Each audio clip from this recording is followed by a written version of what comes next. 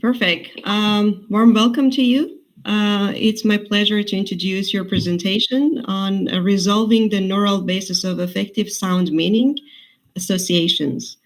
This will be presented by Dr. Arash Aryani, postdoctoral researcher at the Department of Education and Psychology, Free University of Berlin, and Prime Fellow in UCL London. Without further ado, we are looking forward, Arash. Thank you.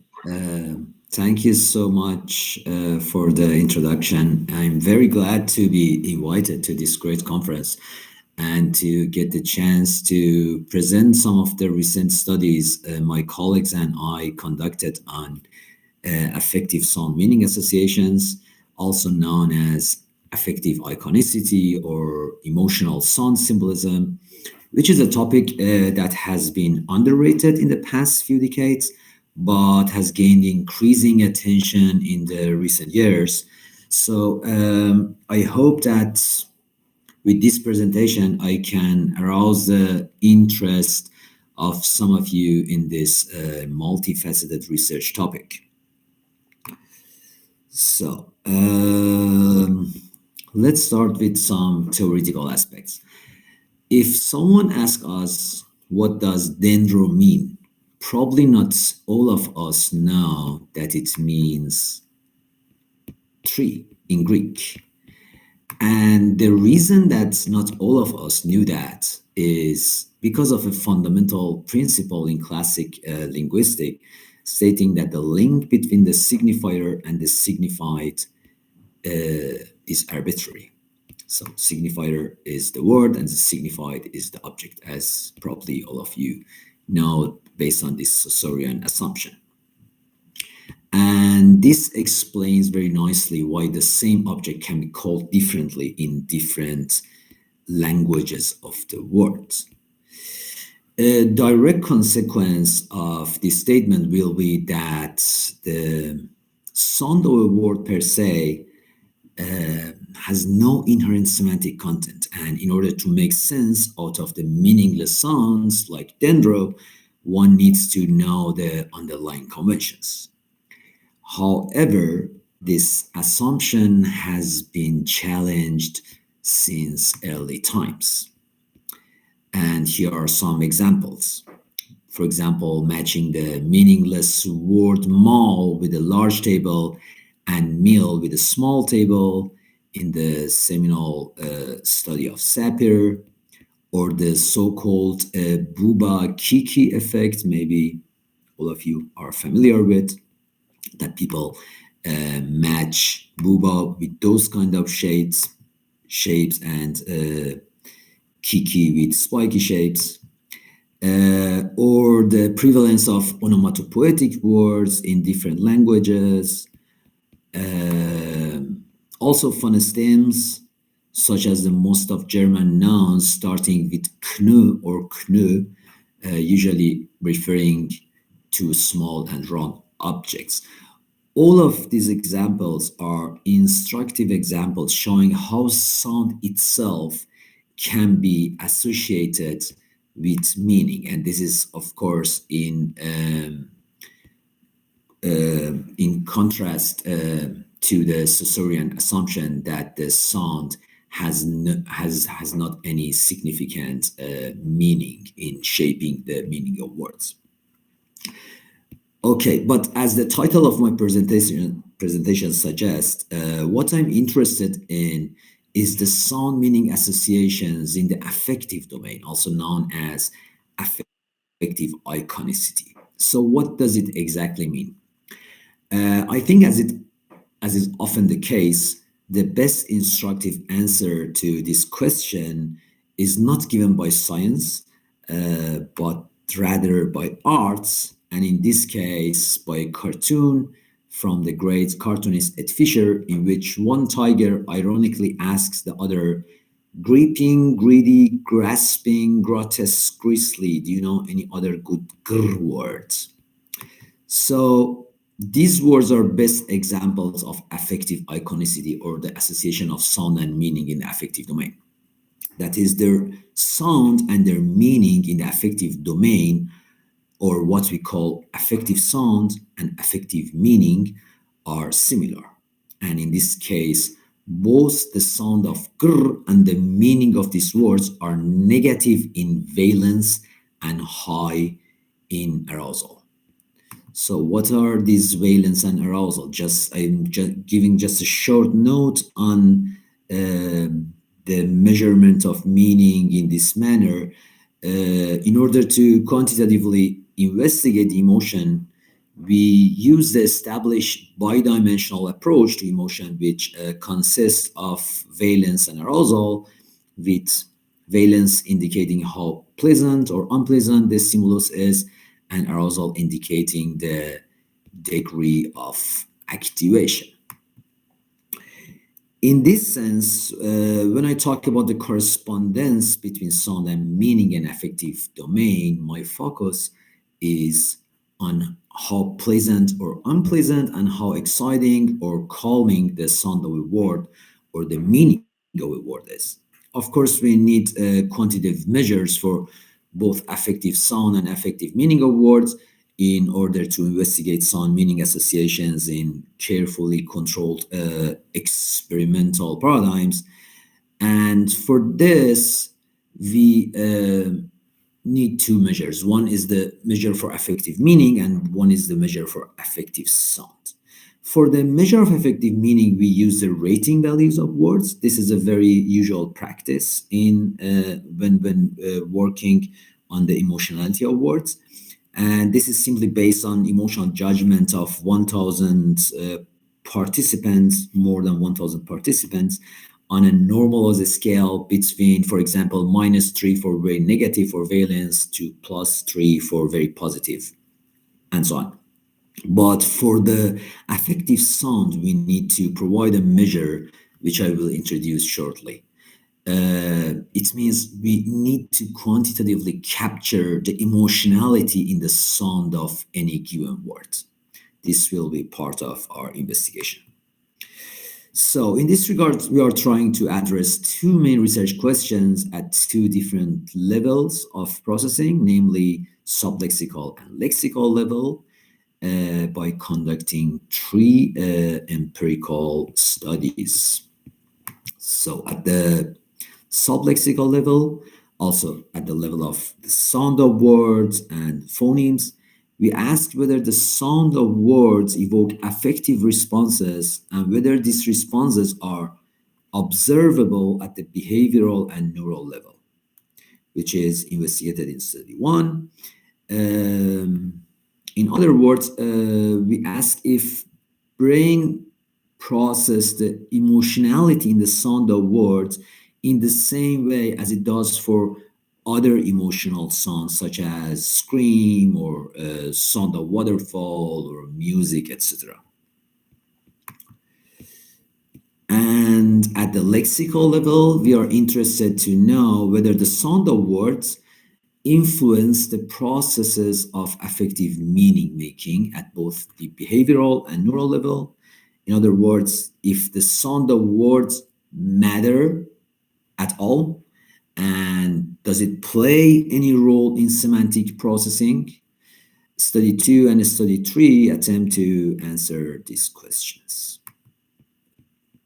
Okay, so let's start with study 1. But before we start with the experimental design of study 1, I just want to shortly introduce our method for measuring the emotionality in the sound of words, as I previously mentioned. For this, we collected emotional ratings for the sounds of more than 1,000 pseudo words and used their acoustic features to predict these emotional ratings. So we developed the psychoacoustic models, two psychoacoustic models, one for valence, one for arousal, that can measure arousal and valence of any word-like item based on acoustic features. These are these two models that you see in the middle of this slide. So in the next step, we applied these models to real words and their acoustic features and measured their affective sounds. This measure of affective sound represent the emotionality in the sound of words. And from now, I will refer to these model-based values as sublexical arousal and sublexical valence. So having these two measures for sound, and as I mentioned before, two measures for meaning, now um, we can manipulate the words in any deliberate way so that we can run some experiments. And the study one would be the first experiment in this way. Uh, this study is an fMRI study. Actually, there was a behavioral study before this study, but because of the limited time, I just skipped that study and now start just the result of the fMRI study directly. Here we ask whether the sound of words is capable of evoking affective brain responses. For this, we focused on arousal and tested the effect of sublexical arousal. It is the sound of the activation in the sound of words, how exciting a sound of word is, or how calming it is. So we manipulated the sound of word, the sublexical arousal, into levels of high and low, while controlling for lexical arousal, for the meaning of words, and compare the effect of German words sounding high arousal, like as we see here on the left side of this, in this green part of the experimental design, this 2x2 design, like Panza or Kissen. They are words that they sound high arousing, and we compared them with those sounding low arousal, like Lawine or Blume, while controlling for the affective meaning. And as I mentioned before, meaning was based on rating and sound based on the acoustic model. We presented these words in the scanner using a passive listening task combined with an unannounced recognition test to assess participants' involvement in the task. And here are the results. Our results showed that high arousal sounding words compared to low arousal sounding words evoke an increased bold signal in bilateral posterior insula, here on the bottom, in right superior temporal gyrus, and in the right premotor cortex. There was no significant activation for the reverse contrast. How to interpret these results? Interestingly, these results are substantially similar to the results of other type of the affective sounds, such as nonverbal emotional vocalization and affective prosody. And this supports the idea of a unifying neural network of affective sound processing, which states that all affective sounds consistently induce brain activity in a common core network, which consists of superior temporal area related to decoding of affective meaning from sounds, frontal and insular regions related to evaluation and perception of sounds, and motor related areas related to emotional behavior. And as you could see in the previous slide, we have activation in all of these three clusters. So this provides strong evidence for this unifying model. And with this study, we could provide first evidence on the neural correlation of the affective sound of words, suggesting that the sound of words has a standalone effect on affective brain network and is processed in similar brain regions that are involved in processing other types of affective sound. Okay, so much for the effect of sound per se. With study 2 and 3, we moved to the lexical level and investigated the interaction between sound and meaning. In study 2, we asked whether iconicity, also similarity between sound and meaning, can facilitate language processing. The motivation of this study comes from previous research that has shown this facilitatory effect in sign language, in onomatopoetic words, in ideophones. I skip here the rest. So we hypothesized if the sound and the meaning of a word are similar, iconicity, it may help to more readily access the meaning of that word. To test this hypothesis, we used again a 2x2 design and orthogonally manipulated sound and meaning of words in affective domain and generated two groups of words that are either congruent or incongruent regarding sound and meaning. For example, we have here the word Krieg or Panzer. Krieg means a war. This would be considered as an iconic word because its meaning is high in arousal and it also sounds very high arousing. Krieg in German sounds very high arousing, but also its meaning is very high arousing. But on the other side, we have words like Lawine, meaning avalanche, which is high arousing in the meaning, but soft and low arousing in the sound. And in this sense, it's incongruent or non-iconic. So we usually use these two groups of words, the congruent ones as iconic words, non-congruent ones as non-iconic words, and we presented these words visually to participants and asked them to decide as quickly as possible whether the presented word is high or low arousing in the meaning.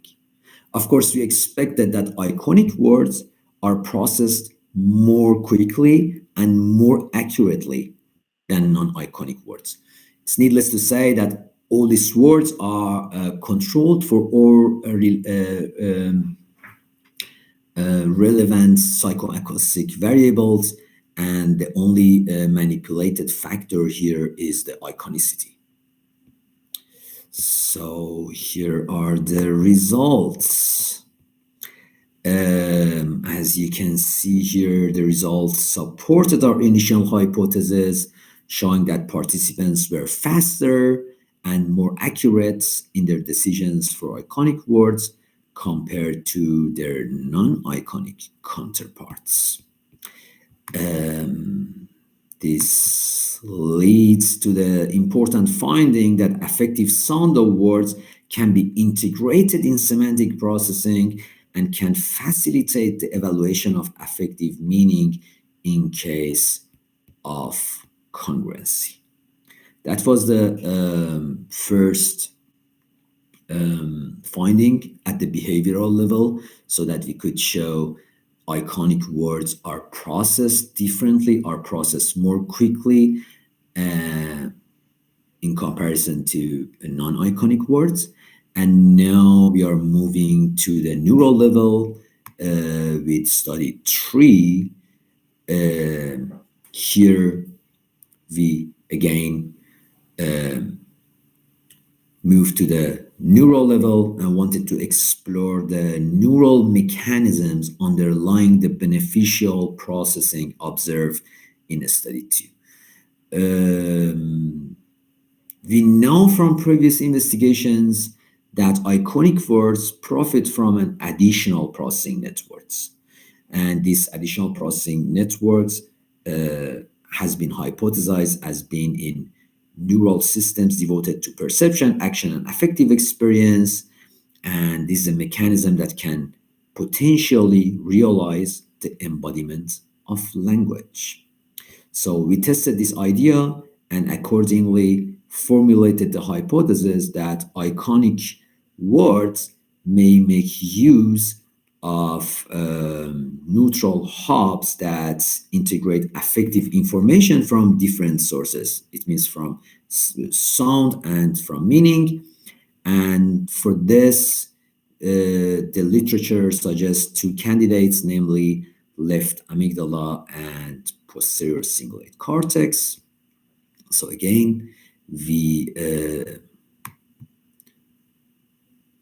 conducted an fMRI experiment using exactly the same design as in study 2 and compared iconic words with non-iconic words. The task was again passive listening task, and here are the results. Just as expected, an enhanced bold signal was observed for iconic words in the left amygdala when compared to their non-iconic counterparts, and no activation for the reverse contrast. So the hypothesis was partly supported by this result. But in order to explore the mechanism underlying the processing of iconic words, we also performed the functional connectivity analysis using two seed regions representative for processing of sound, for which we chose superior temporal gyrus, and meaning, for which we chose inferior frontal gyrus. The results of this functional connectivity showed that iconicity significantly increased the coupling between these two seeds. And again, in the left amygdala. And interestingly, with an activation peak almost at the same location as in the former analysis. I don't know if you can read here the detailed information, but yeah, so the peak is activation peak is almost the same, which might be a strong support for our hypothesis. Okay, his findings suggest that the involvement of an additional processing network for affective iconic words based on multimodal integration in the left amygdala. Okay, it's time to conclude the results. Okay. Yes, I wanted to remind you the timing that you've got 2-3 minutes left, but I 2 just 3 saw minutes. conclusions. Yes, so that we Okay, can great. get some questions. Thank you. Okay. Sorry for interruption. No worries. It's perfect, actually. I have only 1-2 slides. Okay. At the sublexical level, we came to the conclusion that the sound of words has a standalone affective impact observable at both behavioral and neural level. And at the lexical level, we provided support that this affective potential of the sound of an ordinary word can interact with the affective meaning of that word, influencing evaluative and decision-making processes based on multimodal emotion integration. So how can these results help us to gain a better understanding of language processing? We know that in a standard neurocognitive model of visual word processing, it is assumed that the only connection between phonology and semantic is based on associative links in memory as determined by language system. However, the overall findings and the results of our studies that I presented suggest an additional processing routes based on affective iconicity. And this provides a good reason for an update of the current standard models, which is presented here. Results of study 1 indicate that the sound of words has its own affective impact based on specific phonetic and acoustic features that are processed and evaluated most importantly in superior temporal gyrus. And this affectivity in the sound of words, as suggested by the results of study 2, can interact with semantic processes both positively and negatively and influence the lexical affective evaluation. A positive interaction will lead to a quicker semantic decision, and a negative interaction will lead to a slower semantic decision, as we observed in study 2. And the locus of this interaction, as suggested by study 3, is the left amygdala. I think yeah, so I have some slides for about limitations and outlook, but I just skipped them and just want to thank my co-authors and colleagues from Freie Universität Berlin, Max Planck Institute for Empirical Aesthetic, Cornell University, and Kyoto University, and of course you for your time and for your attention.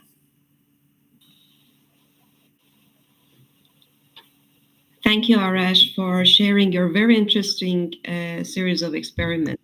We thank you again, Arash, for the fantastic presentation and being with us today.